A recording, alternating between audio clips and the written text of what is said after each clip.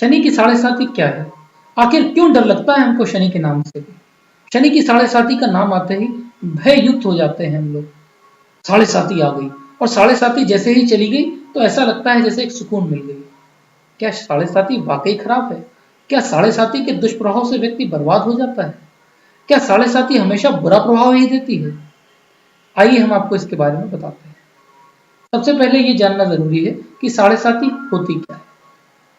शनि ग्रह अपनी एक राशि में 2.5 वर्ष समय बिताते हैं।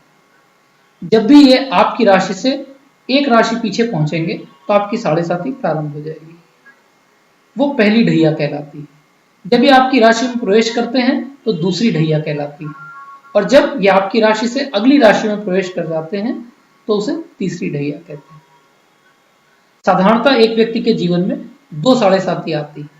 कहीं कहीं यह भी कहा गया है कि तीसरी साढ़े साती पार नहीं होती, परंतु ऐसे बहुत से हमारे पास एग्जाम्पल्स हैं, बहुत से उदाहरण हैं जिसमें कि तीसरी साढ़े साती भी पार हुई है। एक इंटरेस्टिंग फैक्ट जानना जरूरी है। दुनिया की लगभग 25% आबादी हर समय साढ़े साती से गुजर रही होती है।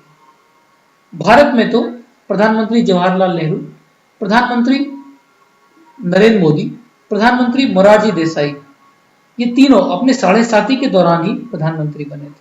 नरेंद्र मोदी जी तो अभी ही बने, साढ़े साती के दौरान ही ये प्रधानमंत्री बने। लगभग 2 वर्ष पूर्व जब किसी ने इनकी कल्पना भी नहीं की थी, तब मैंने टाइम्स ऑफ इंडिया में भविष्यवाणी दी थी कि मैं भारत के अगले प्रधानमंत्री के रूप में नरेंद्र मोदी जी को ही देखता हूं, क्योंकि उनकी साढ़े साती प्रारंभ हो रही है। साढ़े साती के अलग अलग प्रभाव, ये आपकी कुंडली के ऊपर निर्भर करता है। यदि तुला लग्न की कुंडली है या वृष लग्न की कुंडली है तो शनि भगवान उतना बुरा कभी नहीं करेंगे जितना कि वो कर सकते हैं। उल्टा हो सकता है वो लाभकारक स्थिति में बैठे हों आपकी कुंडली में, यदि उच्च के हों अथवा योग कारक हों अथवा अपनी स्वराशि में बैठे हों तो वो अत्यधिक लाभ प्रदान करेंगे।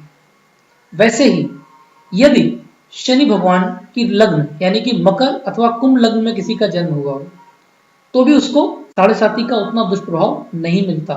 हो सकता है शनि भगवान की स्थिति के कारण उसको लाभ मिले। साढ़े साती का दुष्प्रभाव देखने के पहले हमें विंशोत्तरी दशा तथा योगिनी दशा की भी गणना कर लेनी चाहिए, और साथ ही लग्न चक्र, नवांश एवं दशांश का ध्यान पूर्वक गणना करनी पड़ती है। यदि इसकी ध्यान पूर्वक गणना नहीं करी तो हम ये निर्णय नहीं ले सकते कि साढ़े साती अच्छी होगी अथवा बुरी। इसलिए जब तक कुंडली का गहन अध्ययन नहीं किया जाए तब तक साढ़े साती अच्छी होगी अथवा बुरी यह कहना पूरी तरह से मिथ्यात्मक होगा। शनि के 3 पाया माने जाते हैं।